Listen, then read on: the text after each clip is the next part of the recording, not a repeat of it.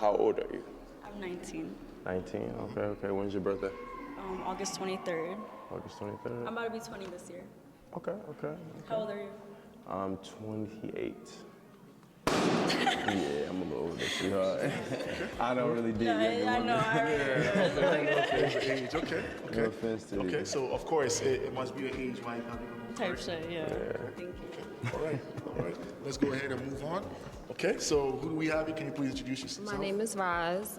I didn't pop my balloon because I kind of wanted to know more about you too. So I guess my question is, you mentioned something about like building together or growing together. I don't know if that means you wanted to go 50-50 or you just, I don't know. I like my women to be a little bit more comfortable. If you want to work, you can work. Okay. I want to take care of home. That's just how I was raised. And do you have children? I do have children. Okay. And so how much do you make a year? About 75 to 95, depending. That's how the work goes. Okay, I'm just gonna pop my balloon because I just feel like that's not enough for me. But I feel like everything else was good, Okay, so 75 to 95,000 a year is not good enough. It's not No, enough. I'm not saying it's not good enough. It's just I was looking for something different. Okay, what were you? No, you said that's not enough for you. So it's not good enough for you. That's a problem for you. And quite frankly, you know what? Let's just let her keep going. Let's go and let her hang herself. What are you looking for as far as income wise? I thought it was gonna be like 100,000 and more because he owns his own company, right? Okay. Yeah. Let me say it like this. It fluctuates. I've been owning my own business for about 3 years. It's been 110, and then it's been 95, and it's also been 75. So, it fluctuates. But I do moving services. Not everybody moves every year. It doesn't happen as often. It's like being a truck driver. There's certain times of the year that things don't go as fast. Things go a little slower, so. Okay. All right, thank you. All right, okay.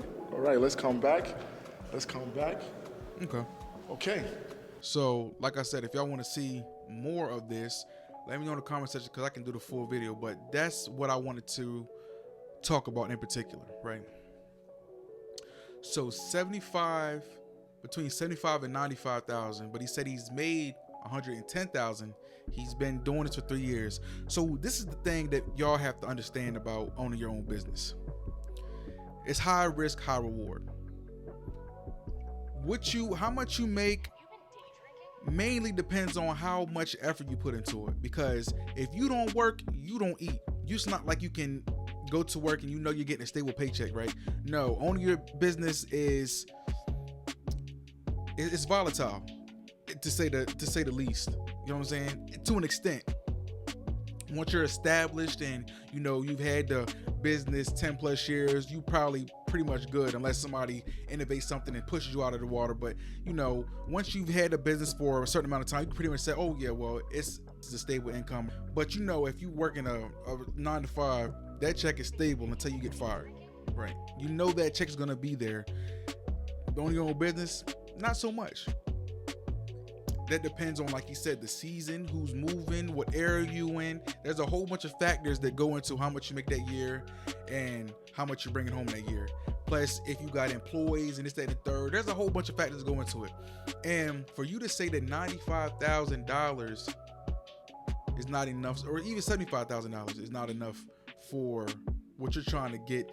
And she said she owned a business. At the very beginning, they did their little spills and what they were looking for and what their name was, their Instagram handles and all that jazz. And she says she's a realtor, right?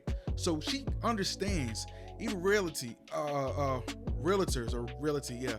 Even in that job field or that career field path, people make it seem like, oh, you just get in, buy a house, flip the house.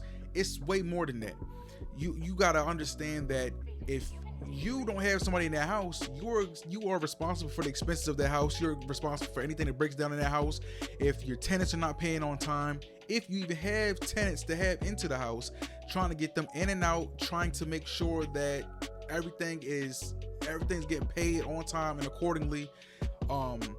like I said, if you don't pay for that house outright, you're responsible for everything beyond that point. Then you trying to get a house or buy a home, there are a whole bunch of factors that go into being a realtor than you just buying a house and you putting tenants in there, right? Because a lot of the time these tenants could be people that don't pay up or keep up on their bills, right? And then once they're in that house for a certain amount of days, then you got to take them to court, get them out the house. It's a whole bunch of stuff that happens underneath that a lot of people are not saying, or not a lot of people are showing. When you see people doing things, they show you the successes, which makes you think, or it gives the perception that this is easy when it is not easy. So you understand this to an extent, right? Having a business on any level is not easy at all. It takes a lot of work, and it's hard work, and that's why a lot of businesses fail. And sometimes it's not even because the person didn't have or didn't put in the right amount of effort. It could just not be your season. You know what I'm saying? It may just be the wrong area. They're not checking for that in that area, right? So you just got to understand these things. And once you understand these things, you will have more compassion for how much a person makes per year. Making $75,000 on your own is hard enough by itself, let alone 6 figures by yourself on your own, from your own strength. You see what I'm saying? So you led with how much you make again? Like, he should have went on and said, well, you already know you're not for me, because you're more focused on what I'm making rather than where I'm going. You see what I'm saying? And I understand you don't want to always bank on potential, but he's proven himself because he's already making those higher incremental amounts of money per year. So he's already in the top 10% of men. You know what I'm saying? With your income, you know, y'all, the sky's the limit. Past the sky, the moon's the limit. You know what I'm saying? If you make it what you making. But nah, that's the thing. I don't understand what women thinking they're gonna get this $200,000, $300,000 a year man, and are just gonna be there, soaking it all up. She probably wants a man that's gonna take care of her. She can stop what she's doing, and her money is her money. She gives that attitude that her money is her money and his money is her money. You get what I'm saying? I don't think that she would be a good wife. So since you don't want to stick with a man that's already going somewhere and then watch him blossom into his full potential, your bitch ass gonna end up with a broke dude, not making no money, taking care of his ass, and then you're gonna be wondering, you're gonna be stuck. You're gonna be stuck wondering why you don't got no good man, or you don't got this, that, and the third, because your standards are too high, baby.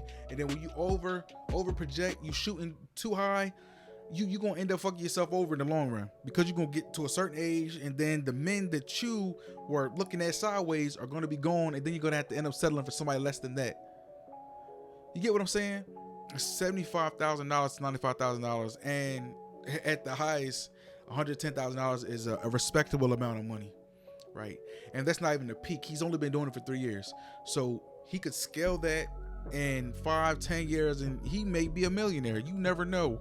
But you thinking that you're gonna have a ready-made man, and what a lot of these women are thinking, they're gonna have a ready-made man, everything's gonna be already just set out for them, and it's gotta come in, right, and just put their little sparkle on it. What the fuck you think this is? This is not a fairy tale. This is not Disney, Pixar, none of that bullshit. This is real life, right? And a lot of the times, if you want to end up with a man that has something, you're gonna have to start at a point that he's not where he's at then. Because let me tell you something, if he's already at that point, he's not gonna be on the show. Let me tell you that. If he's a millionaire or he's making the type of money he want to make, he's not gonna come on a fucking nut ass dating show in the middle of bumfuck New Jersey, right, to come find your stank ass with your stank attitude. You get what I'm saying? Fuck you. Like, at that point, I'm getting what I want. He could probably get what he want now, because you know you're not gonna find nobody making that type of money or more than that type of money at that, with that attitude, right? You have to come optimistic and come and step with your best foot forward. And that right there is the reason why men, right, have trust issues with women, or end up just you know, having women and having a rotation of women because a woman like y'all, so they deal with you on their own terms. But I don't know. But I do know one thing though. Make sure to dot your I's across your T's. If y'all want one-on-one consultation, the link will be in the description, pinned to the first comment. It's your boy Alex. Catch y'all in the next one.